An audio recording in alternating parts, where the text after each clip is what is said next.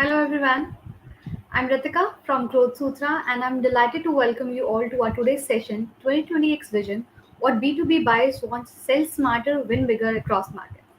A panel of industry leaders and sales experts will share their practical strategies and forward thinking approaches to help you navigate this complex subject. Before we begin the session, I would request you all to please share your name and your location in the comment section. So let me add our panel speakers. Joining us from US, we have Lee Blackstone, owner and CEO of Blackstone and Cullen Inc. Dean Nolly, president and founder of Sales Growth Imagination LLC. Deepak Bhutra, CEO of Jability Consulting LLC. And joining us from India, we have Mayank Purwar, CEO and board member of NextGen Innovation Lab. Nelson Fernandez, founder of Big Lips Consulting, and lastly, Vishendra Verma, founder and CEO of Growth Sutra. So, welcome all. How are you doing? All good?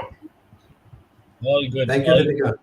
Okay, so our panelists will be covering five critical areas: what B2B buyers wants and how can you transform B2B sales approach. So, firstly, we have regional buyer mindsets. Second, selling to stability versus selling to innovation. Third, procurement and budget cycle across markets. Fourth, identify transaction versus relationship buyers. And last, winning playbook from top B2B sellers.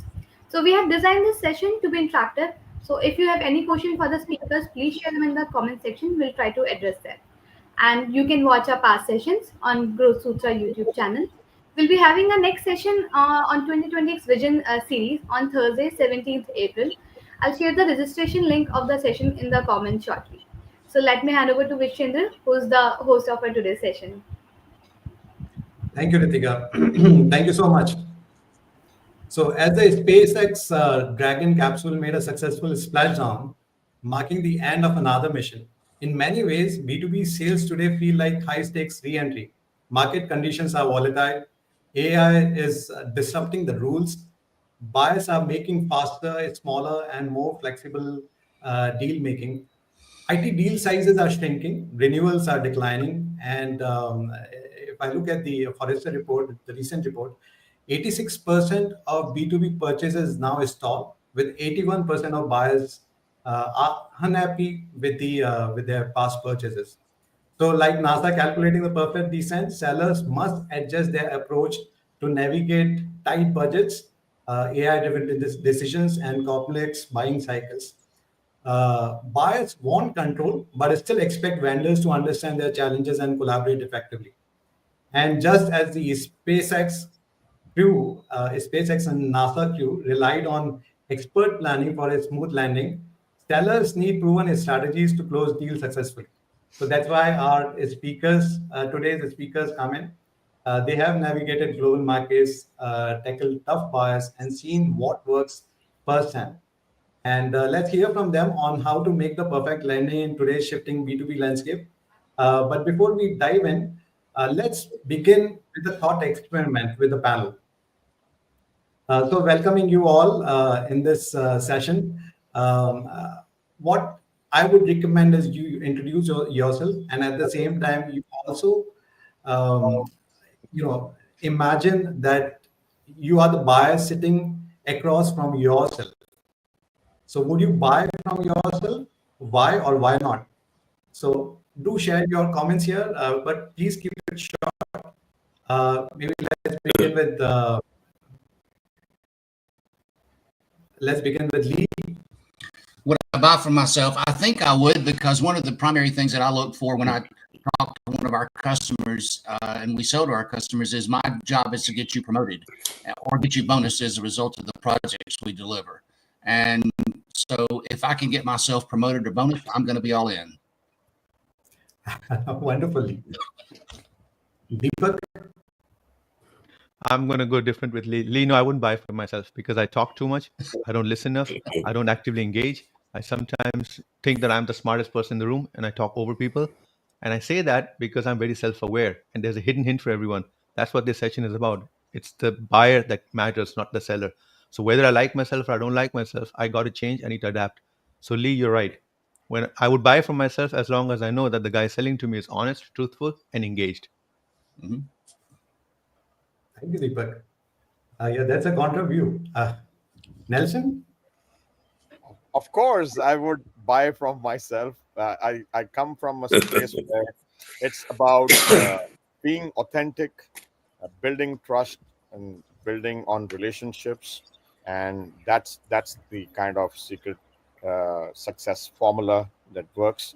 And so, yeah, this is me, Nelson Fernandez from Big Leaps, and we help customers reimagine their entire sales process. Thank you, Nelson. Dean? Yeah, it's a great question. I think if you'd asked me that question 15 months ago, I'd probably said no. I think Lee would have said no. But I think, similar to Deepak, I talked too much. I didn't listen, didn't ask the right questions. You roll forward to now, yes, I would.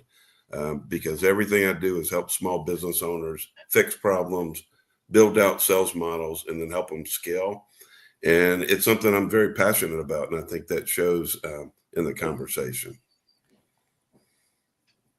Awesome. Mank? Yeah, I mean, first of all, when you ask this question, Vish, I was just thinking, really, will I be buying from myself? So, so the first thing that I would look to buy, um, Hmm. I would look at three main factors: whether this particular person, or if I am selling for a long-term relationship, whether this is a solution which is catering to my requirements, to my needs, and is it solving a major problem which will help me improve my bottom line. So I think these are the three factors that I will, and that's what I normally do when I go and discuss with my That's a buyer. CEO response. Yeah, That's a CEO response. Focusing more on the outcomes, right. the ROI.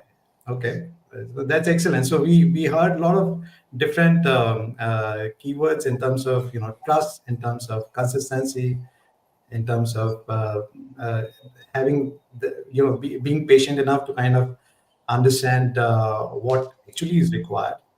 And Mank also talked about a bit of outcomes on ROI focused, those conversations. And Deepak, of course, you had a contribution. So yeah, that's an excellent icebreaker that we had. Now let's move to the segments. Of course, Ritika did talk about some of the segments. One is, we'll begin with the regional mindset, regional buyers mindset. When we look at in fact, when I was working as head of marketing for TCS in Asia Pacific region, or for a company named SITA, Associate International D Telecommunication Aeronautics, as managing their marketing for India, Subcontinent, East and Southern Africa. There are diverse regions that we had to manage, and there were nuances in terms of regulations, to languages, to their culture, the buyer behavior. But the most crucial aspect was, of course, the very buyer mindsets. So in Africa, buyers emphasize local presence and trust in vendors, while in Asia, the decision making is more hierarchy driven, requiring multi-level approach, especially when you look at countries like India, Japan, China, and Australia is very favoring straightforward and streamlined processes. So of course there's the communication has to be more they prioritize efficiency and very straightforward communication that they look for. But let me begin with Lee. Lee, you have an experience across different markets, and since you're based in US, so what is that single biggest shift you have seen now in the modern B2B? Considering the fact that you have been in these markets for that long. So what change have you seen first of all in the buyer mindsets as compared to early years, and what do most sellers still fail to understand about today's decision makers? So obviously the context is not only the regional buyer mindset, especially from US perspective, but at the same time, what change have you seen in the B2B buyer mindset as compared to earlier years. Very good. Thank you very much. I've seen a tremendous change, obviously, and I think the main thing is speed, speed, speed. When I started out, somebody would give you the yellow pages and sit you down at a phone and give you a data sheet, and you started smiling and dialing until you found somebody you could go talk to. And at that point, you went and talked to them, and you hoped that they would buy off the feature, function, benefit of what you were selling. Today, it's not the feature, function, benefit anymore. You're dealing more and more with relationships, which we did along the way in dealing with relationships with individuals, where we were having to develop those relationships with the right players. We also found out in many cases, if we needed to develop a relationship, believe it or not, and I'll use Jack Welch as an example, the president of GE. If I needed to get to Jack Welch, it was far easier for me to go hire his son as an intern and go that way than it was to spend 10 years going around trying to figure out how to get to Jack Welch. So, still some of the tactics like that are in place. But as we move into today, I think we're seeing, obviously, I'll get back to speed, speed, speed, but because we have access to tools that we didn't have before. When I first started, we didn't even have the internet. We didn't have email. We had 5-part forms that you would sign, and it had carbon paper in it. You guys didn't have that today. You are so advanced with the technology that it's almost like real-time selling. And the dynamics can change. Somebody can make a decision today, and because the tariffs hit, then they may exactly flip on their decision to open a new factory in a country. So we're dealing with things like that we've not been able to deal with before. The other piece that I see is that people will typically, in a B2B space, they've already made the decision on what they're going to buy. They've narrowed it down to one or two, and they're just trying to figure out, do they like the people that are going to implement the solution? And if they don't like the people, then maybe they'll go someplace else. But go back several years, it could take a week to prepare for a 1-hour call. Today, it can still take a week to prepare for a 1-hour call, but you're a lot better armed going in. Creative selling in the 80s was you found a business case from Harvard about the company that you were dealing with, and you walked in and laid it down on the desk, and you said, here we are, and this is what I see in your organization. We got some feedback. And we would use that Harvard case as to show that we were a level higher in terms of how to sell. Today, you've got to do research and predict what the customer is going to buy next, which you can do that today. You can pull it out of the annual report. You can pull it out of the 10K. You can pick out the initiatives, and you can figure out where they're headed. And then the other piece of this is the smart salespeople today, in my humble opinion, are not selling to the customer. They're selling through that guy into the customer's environment to make sure that that customer is successful. And the really good guys are able to go in and show him how they can drive ROI for their customer, not for the person they're selling to. Does that, and that's what I'm seeing. It's speed, speed, speed. And when they call, they've already decided what they're going to buy. And you're just trying to fit it in there. And with AI today, that changes the whole world. You have the ability now to walk in and do a rapid business requirements document while you're sitting with a customer on the first call. You can actually have it prepared, hand it to him, and you've already determined what you're going to do, how you're going to do it, when you're going to do it, and you can come close to closing the deal. Yeah, you made some good points, Lee. Thank you so much. So, of course, I understand. One is, of course, the speed. And second, which I liked most is, you are helping your customer to win in his environment. So, these are certainly two aspects which certainly,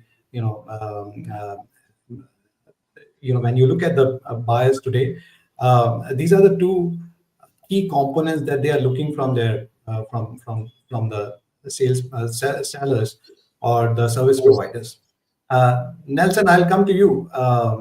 So there are different regions have different decision-making styles. Lee did talk about some bit of it, but sellers often apply a one-size-fits-all approach. So that you'll see, in their communication and their way they make a pitch. But what's a major mistake you have seen companies make when selling across markets, say US or India, and how should they rethink their strategy? Nelson, You're you're on muted. mute. Sorry, that I was saying that's a very, very interesting question that you ask, Vish. Um, One of the major mistakes I have observed companies making when selling across diverse markets like US and India is treating the decision making as universal rather than cultural or region specific. Often, sales teams overlook the significance of cultural nuances, relationship dynamics, and decision making hierarchies. In the US, if you ask me, for example, decision making can be relatively direct, process oriented, and individually driven. Sellers who can adapt to this context by focusing on clear value propositions, efficiency, and quick responsiveness generally succeed. On the other hand, the Indian market is very different. I mean, it often involves a lot of layered decision making, influenced very heavily by relationship building, trust, and consensus within larger groups. And you know how it kind of evolves out here, right? Companies mistakenly approach India with a transactional mindset, focusing very heavily on immediate ROI without investing in trust building, which is very, very key to the Indian market. They tend to face significant hurdles along the way. To correct this, my opinion is companies should invest in cross cultural training and regional market understanding. Very, very important. One needs an approach that respects local decision making styles, such as emphasizing relationships and long term trust in regions like India. And when it comes to the US, it's all going to be about clarity, speed, and being direct, which will significantly improve outcomes. Mhm. As for, I think, cultural misunderstanding that I've seen derailing deals, classic example, is neglecting the importance of hierarchical respect in certain Asian markets. You will see that a lot, right? In some Yeah, yeah. cases, I've seen junior sales representatives addressing senior executives too informally. I mean, or attempting to rush decisions without appropriate protocol. This misunderstanding can damage credibility and trust, and effectively, it ends the conversation before it can even begin. Yeah. Thank you, Nelson. So you talked about the hierarchy, driven decision making and in Asia Pacific region. Just because Mayank has worked in Asia Pacific a lot, Mayank, you have been into APAC in the market. You've worked with various countries. So could you share some specific examples? In terms of what kind of cultural regional misunderstanding could actually completely blew up a deal before it could even get started. Right. So see, especially what Nelson mentioned, I completely agree, Nelson, to what you have just enumerated. That cultural differences and cultural understandings are extremely important, and especially if I look at India and if I look at China, because I worked in China for quite a lot of time. So in China, there is a small word, a phrase which is called as guanxi. Guanxi means the inner core. How well do we understand the inner core of the company, and above all, the inner core of the person? So if we are able to understand his cultural thinking, then we will be able to address that in a better way. The best thing that I've learned, and I've learned especially in China, because China has been one of the difficult markets for two reasons. One is, of course, the cultural, a very peculiar culture, and second, the language barrier, because there negotiations are done in Chinese, not in English.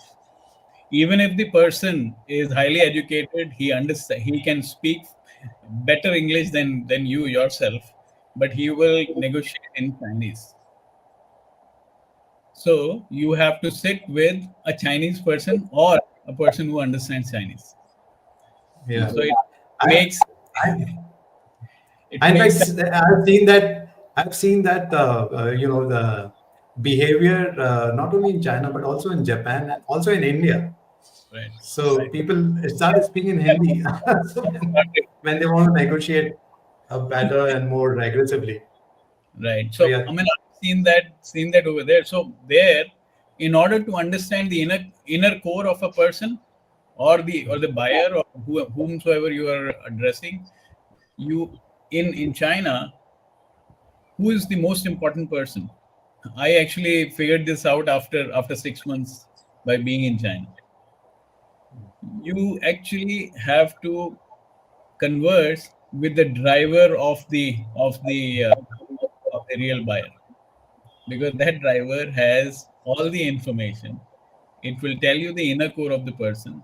What are the personal ambitions and what are the professional ambitions? yeah, Once you have figured that out, then you can define your perspectives or your actions accordingly towards that particular person. And then you also have to understand who all are there as buyers, the key stakeholders. Rest don't matter in China. Only the key yeah. stakeholders matter. So is the case in India, but it becomes a lot easier because people do converse in English. So it Mhm. becomes Correct, exactly. So thank you, Mayank. Thank you for sharing your insights. Let's move to in fact, we got a comment as well, and this comment actually was shown earlier. This from Shubham. So Nelson, you have said a very good thing. Tell us it's good, and we should take care of these things. So I'm not sure which you shared a lot of good things, Nelson. I'm not sure which specific good thing he's talking about, but maybe we can connect with him later on and take this forward. So now let's move to the next segment, which is selling to stability versus selling to innovation. And you might have observed, those who have been in the industry, like cloud adoption faced pushback in banking due to security concerns. So AWS and Azure reposition it as a stability, more in terms of resilience, cost predictability, rather than innovation to win financial sector first. Apart from that, you see certain big IT services firm or IT players using very specific messaging. So like Accenture in its brand messaging say stay ahead of change. So you'll see change, reinventing model, a lot of these keywords that they use in their messaging. While TCS, we have worked for TCS, I've worked for TCS, so we have used a tagline, experience certainty a lot, which means stability, which actually connects with the stability. So the thought process is for sure, a buyer's priority behind these messaging, but selling to innovation and selling to stability is something is you know is when you actually understand what are the various nuances which are inclusive of that. So let me go to Deepak. Deepak, if we look at buyers, most of the buyers actually claim they want innovation, but most hesitate to take that leap. So how do you determine whether a buyer truly wants change or is just gathering information with no intent to act? What are those buyer states? Yeah, thanks. Wish you are absolutely right on one aspect. Buyers look for certainty, right? And if you have that in your tagline, you're actually sending a message right up front. So I call it objection handling in advance. For me, one of the things I've realized as I sold and I still sell and I help support companies that are selling out there is that every buyer that talks innovation is not ready for it. Just keep that in your mind. Now we've made this headline. We know that. So the question is that a lot of companies will stand up and say that, hey, I would like to take a AI powered automation to manufacturing companies because I can see a lot of benefit to it. Then they complain that I don't understand. I'm only converting 20% of my leads. What's going on? Well, what's going on is that you are selling the idea of AI, but most of the guys buying from you still see a lot of internal integration risks, maybe internal resistance. How do you need to get over that? Here's an interesting statistic that blew my mind, Vish. McKinsey actually asked So let's say they spoke to about 100 B2B buyers and they asked them a simple question. How many of you are exploring new solutions?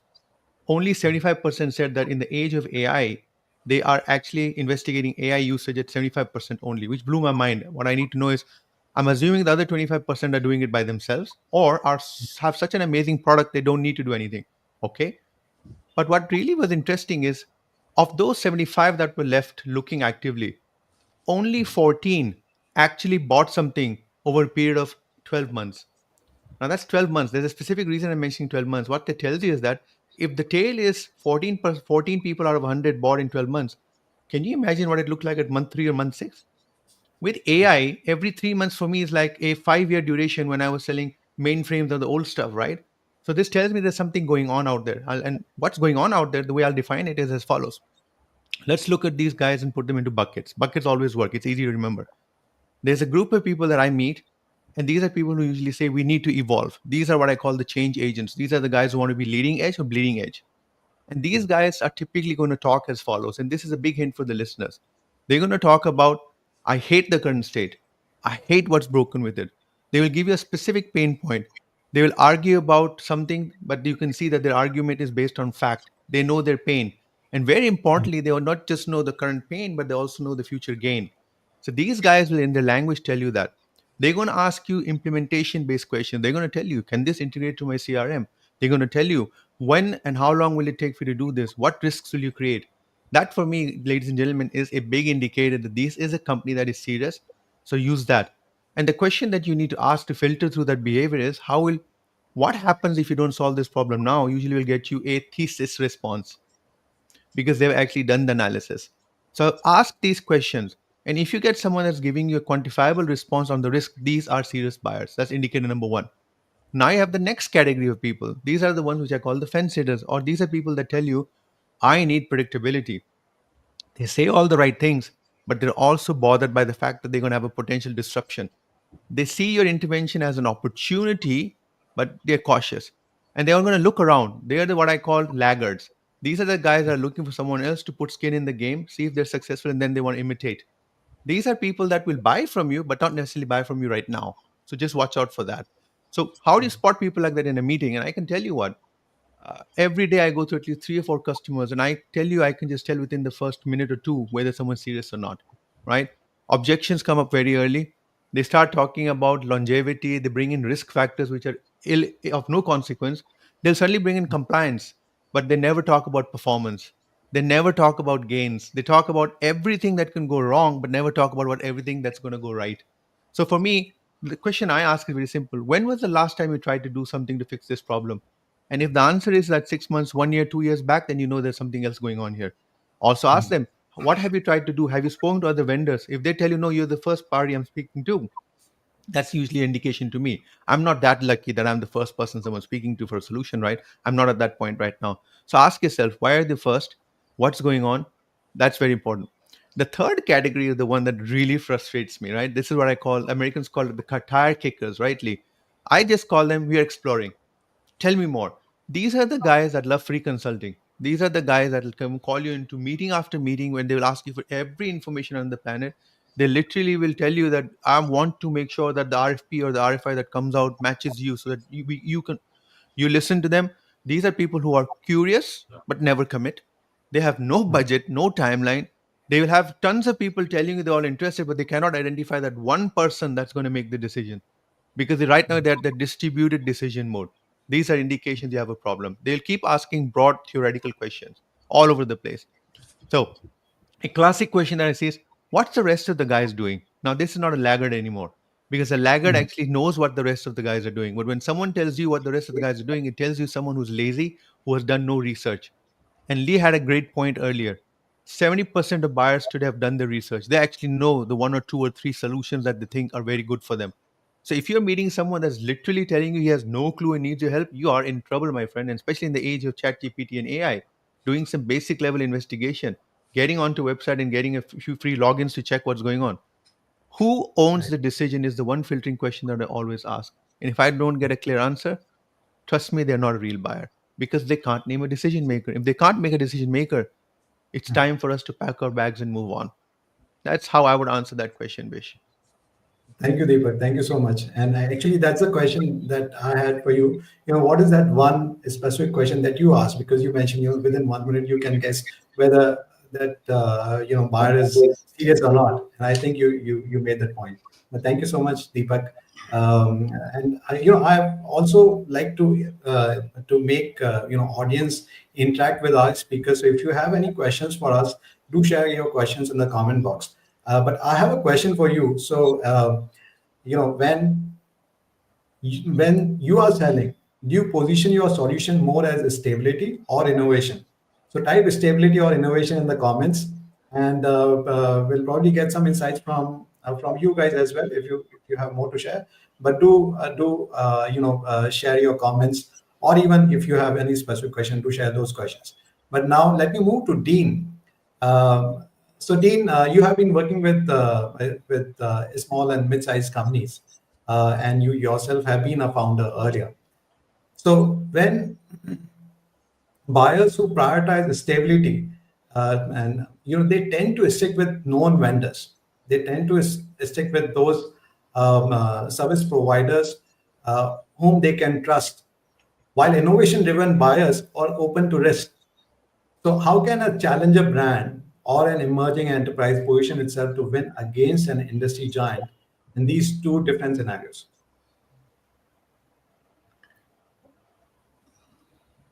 Yeah, it's a great question. First of all, we have some allergies in Georgia. So if I have my Demi Moore voice, you'll understand why. But it goes back to a little bit, Lee touched on it. To me, it's research, research, and research. And what I mean by that is, who is your buyer? If I'm calling on someone that's Gen Y, Gen Z, they're all about technology. That's all they want to talk about. If I'm talking to an owner that's in their 60s, that's the last thing they want to talk about. So I think it's critical that you have found a way to build a relationship before the meeting. The relationship management is critical. So are you getting that through technology, finding someone that knows this buyer? Or are you getting there yourself? The key is you've got to put yourself in a position to where when you walk in the door, they're going to work with you. I think the biggest challenge when you're face to face, you got to ask the question. You got to ask a lot of good questions, hopefully the right questions based on the prep that you've done. And then we got to shut up. I think we all, as salespeople, we ask the question and we try to answer it. Worst thing you can do. But I'll give you a perspective this week, two different meetings. One, the one customer, they don't even care about the technology. They don't care about my process. They care about me helping them fix how they're going to communicate to, engage, and touch the largest 100 prospects that they have in the Southeast. They're looking for me to build it with them. So I think when you're integrating a process, you're bringing in technology. It may be some AI innovation, may even be working with Lee on that.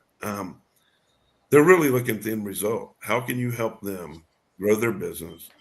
How can you help them find their sweet spot where they make their most money? And how do you make them better? Because there are a lot of good competitors out there. So the market's strong, but you do have to be better today than you did last year. At the same time, I was in front of a different client. I can tell you, I had a partner on the phone. It was an integration partner. It was around how to integrate certain ERP functions with Salesforce. The decision maker I was sitting with, to put it in perspective, had the admin rights himself. So, and I'm only saying that because everything in that conversation was around technology, innovation. And in that case, I fortunately had smarter people with me on my team, but it was an entirely different same outcome. So, so again, understanding the buyer, listening, prep, and then also being willing to pivot when we're wrong. And you have to pivot on your feet. So you have to really work through that part. So anyway, Thank you. Thank you, absolutely Dean. the innovation, better Yeah. buyer. Thank you, Dean. Thank you. I understand you have a bad voice, but you have certainly shared a lot of good advice for our audience. And of course, when you look at the buyers who are actually looking for innovation or who are looking for change, they're actually ready to experiment, and that's where you need to understand, how they want to experiment. What are the various areas within their ecosystem that they are, want to change. So those that research, what has been shared by our speakers, so that research, that deep dive in understanding, what are the systems that your buyer is trying to change, that will give you a lot of insights in terms of how you want to position your solution in their ecosystem. So it was a very good conversation. Now let's move to another interesting segment, and this segment is about procurement and budget cycles across markets. A great sales pitch means nothing if procurement says no. So understanding budget cycles and procurement gatekeepers can mean the difference between closing or stalling a deal. And if I may ask a question to our audience, if what is the biggest procurement hurdle you have faced in your sales journey, whether it's budget, compliance, decision delays, other, please share that in the comment box, and we would like to hear your insights here. But while you're sharing your comments, let me move to Mayank and ask him this question, especially around the procurement and budget cycles. When you look at say SaaS or AI tool buyers often operate on subscription based, usage based, or departmental budgets, while enterprise tech buyers work within annual budget approvals and multi-year contracts. So how do these procurement models shape purchasing decisions, and what should sellers understand to navigate them effectively? Mayank? So yeah, thanks, Krish. So what we need to do over here, especially when we are addressing B2B companies, first thing is that we have to categorize these companies into small and micro companies, mid-sized companies, large companies, and extra large companies. Right now, we can either do it on a subjective way, in whatever way we want to slice and dice. We can either do it by the revenue size or by the number of people which are working with the company. Based on that, we define. Based on that, those the thought processes do come out very very clearly, especially looking at extra large companies. So if I extra large companies will definitely be having very defined budget processes in place. If there are companies coming from Germany, they will have their budget cycles which will run from October till September. So obviously, all the budgets will be freeze somewhere around mid of September, early October, and people who are working with German companies will definitely see their procurement guys saying that we will come for discussions only after 15th of October. If you look at a US company, they will run their budget cycles, will start running their discussions already. I mean, the extra large companies will start their discussions on budget cycles for the coming year already around November timeframe. So all the discussions which are happening um, are going to happen next year. Have to be already you. I mean, if you have a pretty good, uh, let's say, relationship with the guys, you will get to know what is coming up for the next year. So is the case in the Indian context. Indian companies will run their budget cycles starting from January, end of January onwards till March, and that is where decision makers decisions will happen from the budget. So it is extremely important for whoever is dealing with extra large companies. We have to be very clear what budget cycles are they working in. For large companies, more or less a very similar concept will work. But I am more interested to talk about especially the small and micro and the mid-sized companies, because they will largely, so here the thought process will be more aligned towards the top decision makers. Everything revolves around those guys. So in India we call that as Lala mindset. Right? So if Lala says this is going uh, uh, east, then everybody says everything is going east. So it is important to understand who is the real decision maker in those companies, and it is important to have the direct relationship with these guys, because they will make you understand. This is exactly what Deepak also mentioned in the earlier one. It is important to know what the buyer wants, what the real buyer, the real stakeholder. It's not about procurement, it's not about anything, it's about the real buyer. And what is that buyer looking out for? In certain cases it is relationship, in certain cases it is stability, in certain cases it's innovation, in certain cases it is ROI, in many other cases it is about really finding a solution which will resolve his problems. So important is to understand the pain point first. You are on mute, Vish. Thank you. So you are saying for smaller and mid-sized companies, there's we can actually bypass the procurement cycles. So if we have connect with the decision makers, that's good enough to kind of seal the deal and move forward. Yeah, and That's an even interesting. for bigger companies, if you have real connects, the networks do work, especially in Asia. And I think Yeah.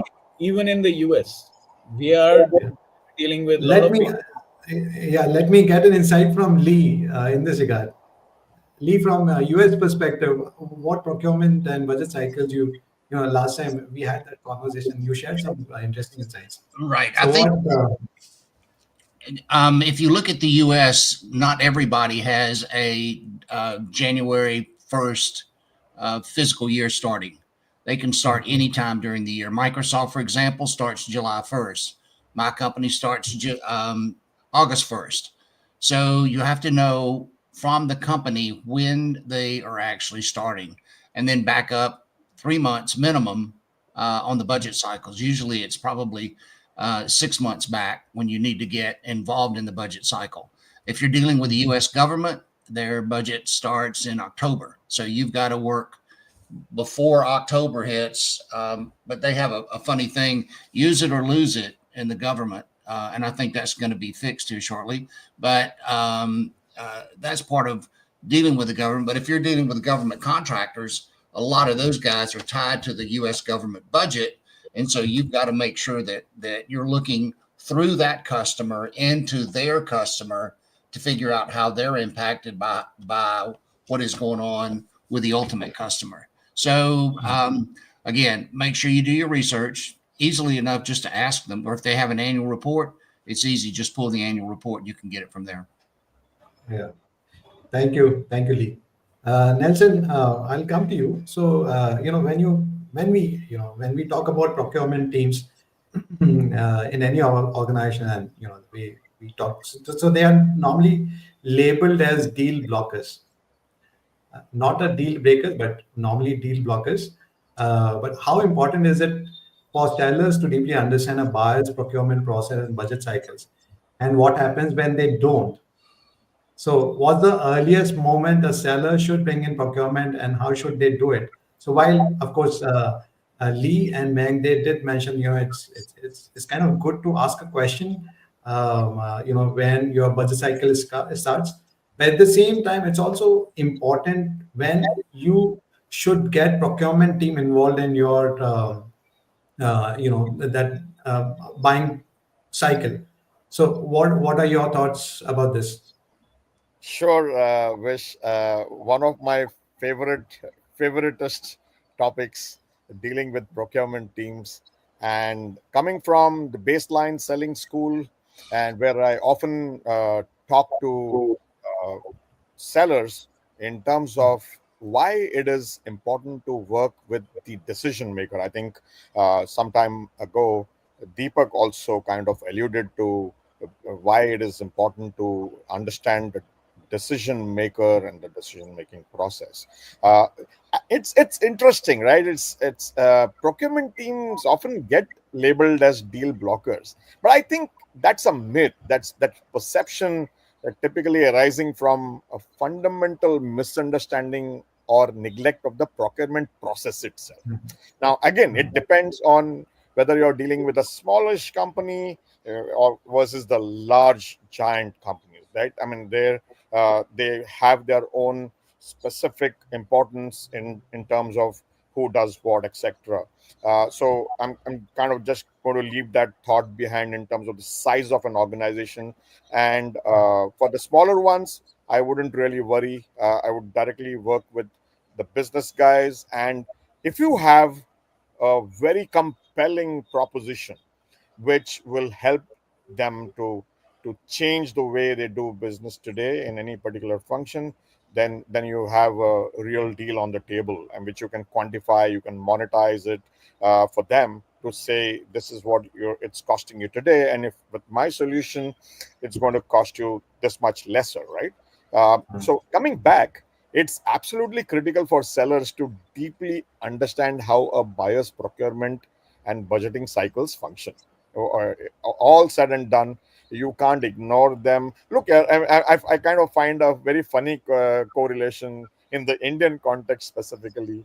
If you're a young boy and if you're dating a girl, let's say the girl's parents are the business, but your own parents are like procurement. I mean, you got to kind of keep them in the loop. Else you're going to bring the girl home and you're going to have trouble, and procurement is going to kind of give you a tough time. So basically, coming back to the business front, when sellers skip this step of connecting with the procurement teams, they risk unpleasant surprises like a missed budget window. For all you just now, Lee mentioned about the different timings. I mean, in the US itself, we know they maintain different annual budget cycles.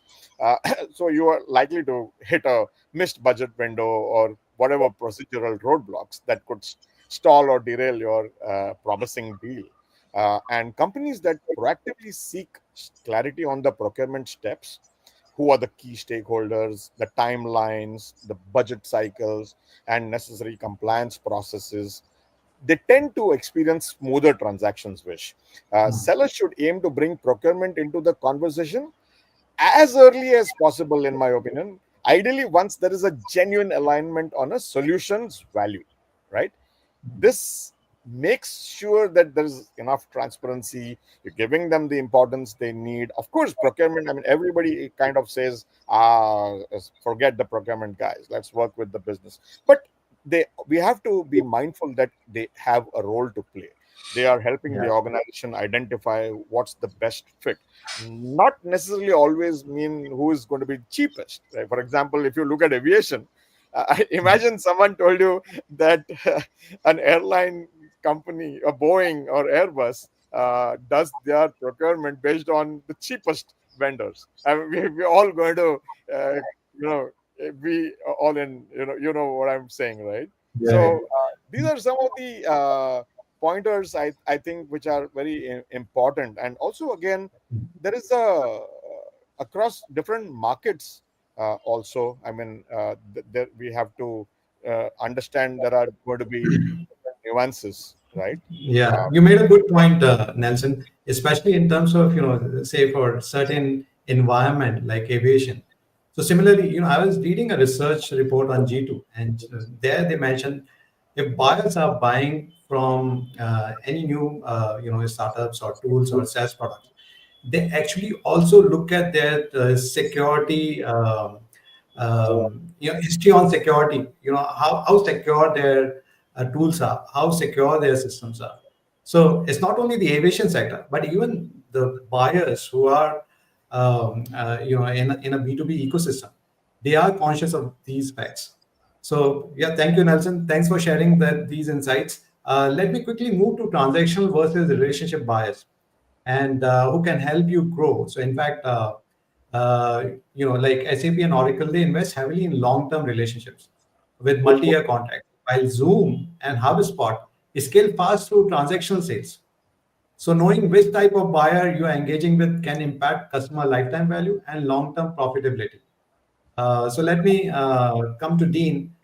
Dean, some buyers see vendors as partners, but others actually see them as a replaceable suppliers. So how do you quickly assess whether a buyer will help your business grow or if they will be a drain on your resources? Yeah, it's a great question, Vish. I think a lot of it goes back to what we addressed earlier, and that is, how did you get positioned with that buyer in that account in the first place? And I think the context of setting up that meeting and that opportunity really is going to shape your opportunity to be successful.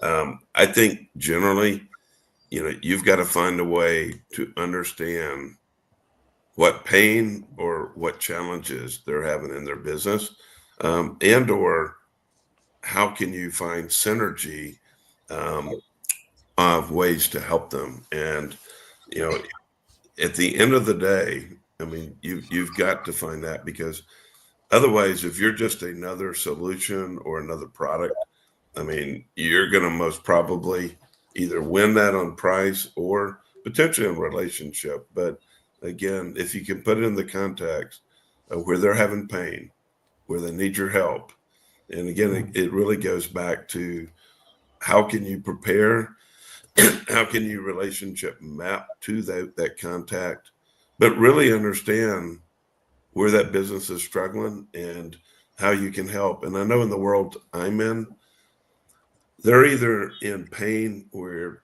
you're going in and you have to do the work. You can't hand them a blueprint or a roadmap and expect them to go do the work.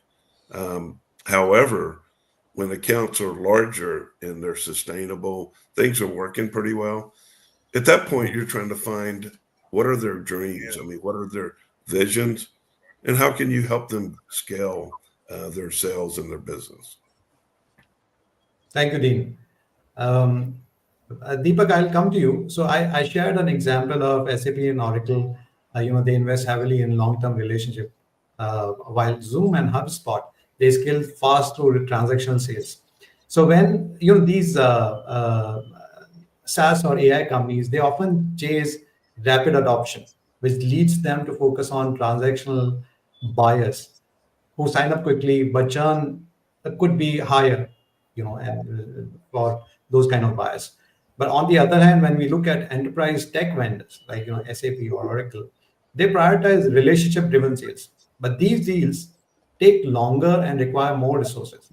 So how should companies balance the short-term gains of transactional sales with the long-term value of relationship-driven customers? Vish, I can see that I literally have only 5 minutes left. I'm going to give you a very short answer to this one. This is a very interesting question. We have this dichotomy you've created where you have SaaS versus old school tech companies, right? And I'm saying for Yeah. 1 second, forget that. That's the old world thinking. Here's what I've been watching that's happening with the SaaS companies as well. These are companies that typically work on a month by month model, right? But most of them are struggling with churn. And you mentioned that earlier. To me, churn is nothing more than just that balance. So when you look from outside, you would think that a SaaS company is used to, but when you go zoom into a SaaS company, you like to realize that 70% of their customers disappear every month. What are you going to do? Over a period of 12 months, at least 70% disappear. They have the same problem that the big boys have. They just, because of the way that they're structured, we kind of take it for granted. Those which have longevity, and I'm talking specifically about some of the tools that I use from a SaaS point of view, like Canva, Gamma, and some of the other players, right? They've been pretty fast in terms of building adoption by building out relationships. I'm part of a Gambassador program as an example. They chose the top 2,000 people that use Gamma the most, and they've made us evangelists. Why? Because they want to make me tell the world how much I love their product, and that's stickiness. It's a very simple example of how SaaS companies are working on that front right now. What's happening right now is that SaaS companies have realized that there are buyers out there who make fast, impulsive decisions, and they will never be Yeah. a long-term engagement. You need to identify those. These are the guys that will give you indications. There's a Bain study that I looked at, which actually, again, I'm going to bring that to this forum. Mm. When you can retain an existing customer, we have an old rule of thumb, which that most likely you and I heard 2 decades ago when we started our careers, right? That was retaining a customer is 5x more profitable than, right? Now, let me tell you some real data that Bain actually found. And still, it's directionally correct, but 5x may have been a bit too much of from a Bain point of view, I was very surprised to find that every time you retain a customer, you are guaranteed at least a 5% profitability boost. Now the question is that's immediate. In the long run, you're looking at anywhere from 25 to 95%. The long run definition they used was 12 months. That's massive. What they're saying is that if you're making $1 from your customer, the next 12 months when you retain that customer, your profit, because you've got sunk cost, you have a cost that you did to acquire that customer, ignore that. Your contribution margin will actually grow. So it is better for your business to figure out a way to retain these customers. And that is why you have all these SaaS companies making it very difficult to get out of their contracts. They're going to suddenly tell you, oh no, Mayank, please don't leave us. We love you so much. We're going to give you a special. Here is another $10 discount on my 20-month fee. Plus, I'm going to extend another 2 months extra antivirus service for you. And this is nothing more than everyone saying, how do you find this balance, right? And so there's a transactional guy, he says, I want a quick fix. There's a relationship guy, I want a strategic partner. And in both scenarios, companies have to be very smart. The guys that want a quick fix are typically the guys that are going to tell you, I want the cheapest plan or the cheapest service. That's a big hint I can give you. The guys who want a strategic partner are actually saying, you know what, I do want a plan which is cheap, but I want a plan that gives me value. So they take the conversation to value. And that lifetime value is actually what then is an indicator for the company selling to them. How much can I make from this guy over the length of his duration with me? And that's one of the points I try to make to people, that I think at this point, Gamma has made more money from me and Canva made more money from me, even though I'm paying only $20 a month, because the value I get from their product is, in my opinion, more than $200, $300 worth. So if they came to me and identified my amount of usage and the type of work I do, which they will one day, if they charge me $50 a month, I'll pay it gladly. And we are getting there. That's my impression. We are getting there. The data is there. They know what I churn out, right? They know Yeah. enough about me to send me to jail as well, because of some of the things I write in my presentation. They know my pricing, they know everything. They won't give it to anyone. But the point is that intelligence is embedded. And I see a world where you're going to suddenly have a value scale popping up where it's so customized, hyper customized. The Deepak is actually paying to get additional features which are specific to his business. Oh, I would love that. And as a coach, if Gamma came and told me that I will automate your proposal process for you, Deepak, and I will take every transcript of your coaching call and I will enhance your presentations as you go forward for that specific customer. Whoa, ho, ho. And that I'm predicting that's about to come, guys. Wish, I'm going to hand back to you in the interest of time.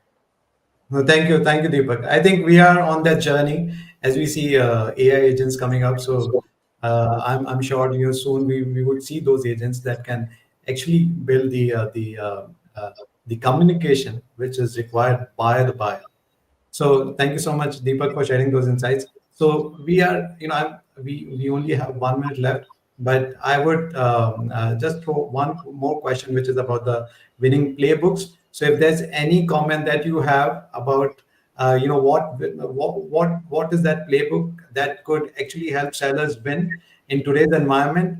In 1 or 2 sentences, if you could share, anyone, Lee, Meg, Nelson, Dean, Deepak.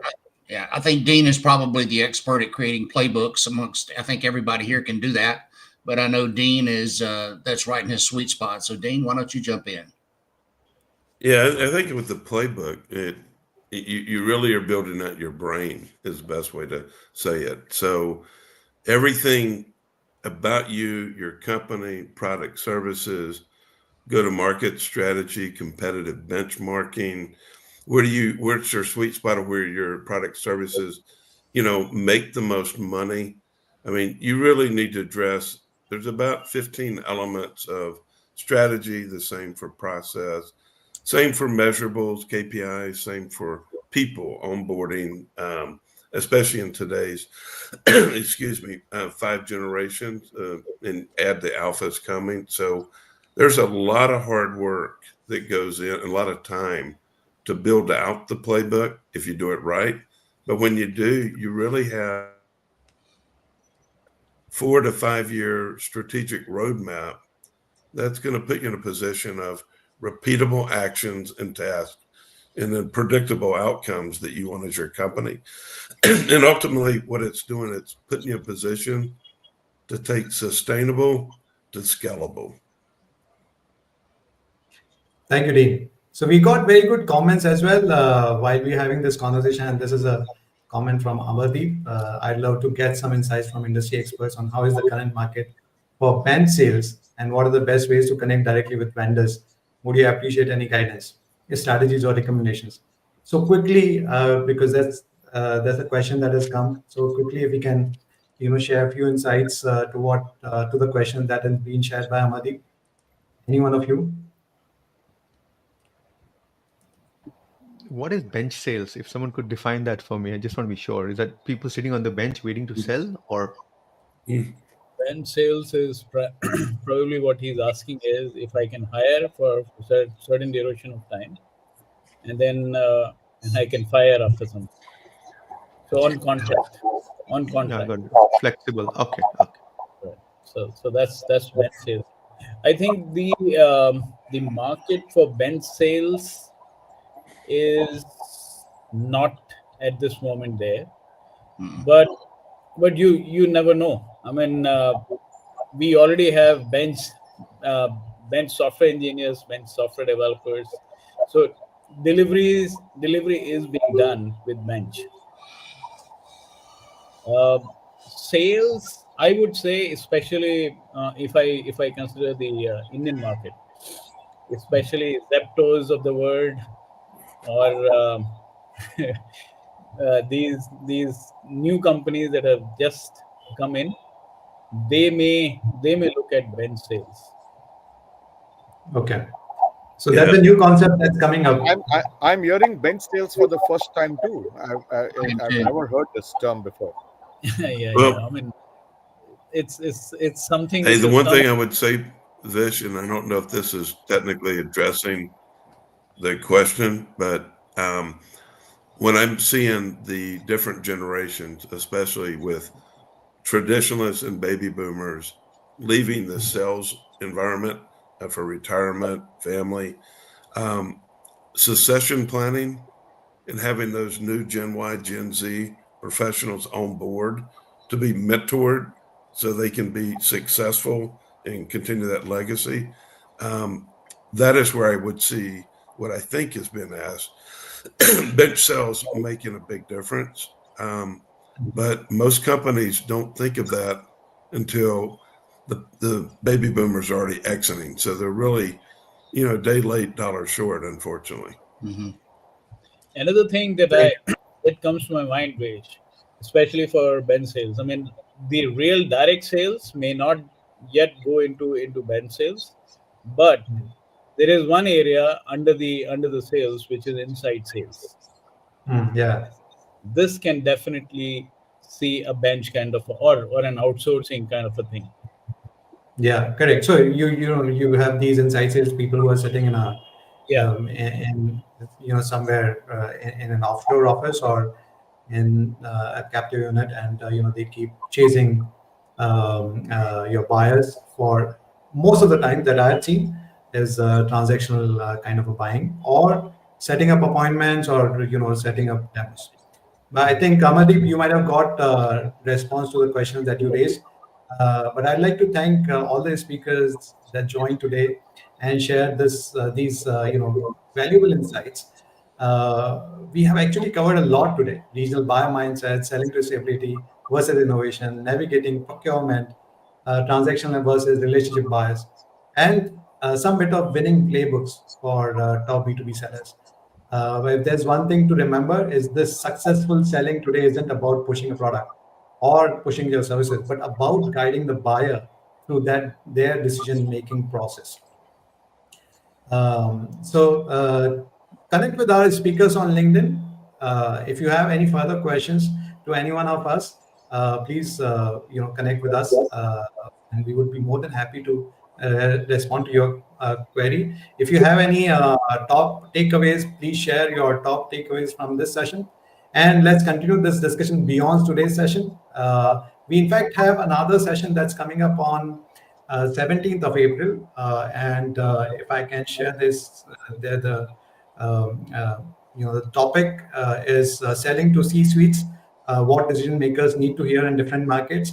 So this session is going to be on 17th of April, and we are going to invite you to join that session. I think Ritika, you would share the link of this session in the comments so that people can pre-register for this session. But thank you so much for joining this awesome gathering of speakers. Let's continue our discussion and see you next time. Thank you. Okay. Thank you. Thank you.